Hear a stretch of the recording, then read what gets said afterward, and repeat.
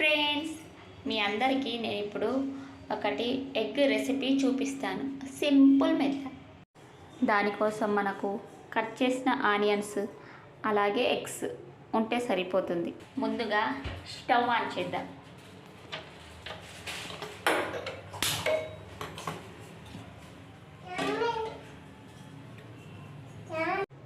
ముందుగా ఇందులో ఆయిల్ పోసుకుందాం.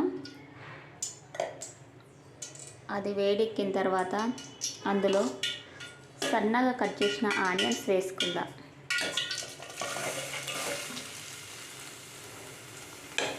ఆనియన్స్ని బాగా ఫ్రై చేయాలి.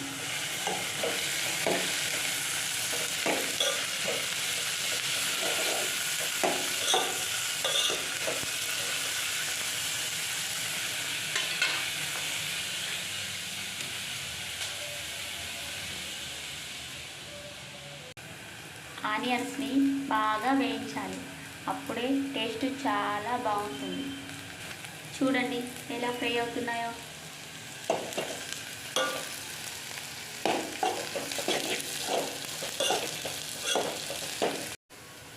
ఇలా వేగిన తర్వాత దీనిలో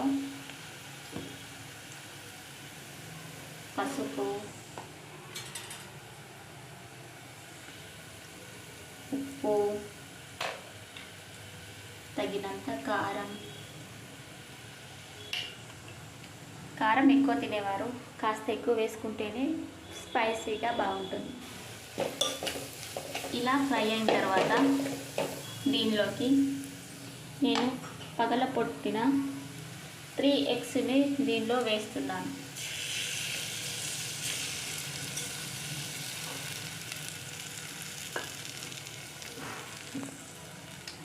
దీన్ని ఇప్పుడు కలపకూడదు. 1 నిమిషం వరకు లో ఫ్లేమ్లో ఉంచుకుందాం.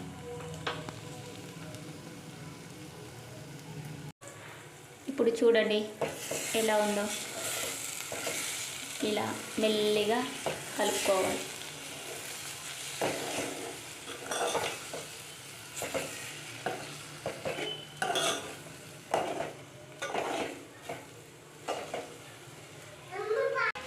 దానిపైన ఒక 2 నిమిషాలు మూత పెట్టి ఉంచుకుందాం. 2 నిమిషాల తర్వాత మూత తీసి చూస్తే ఎలా ఉందో చూడండి.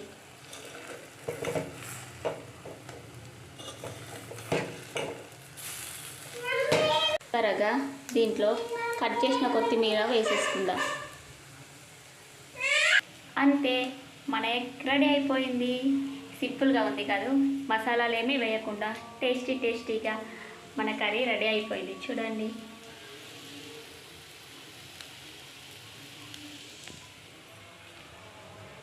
సూపర్గా. ఇలా వేడి వేడి చపాతీలోకైనా రైస్లోకైనా చాలా బాగుంటుంది.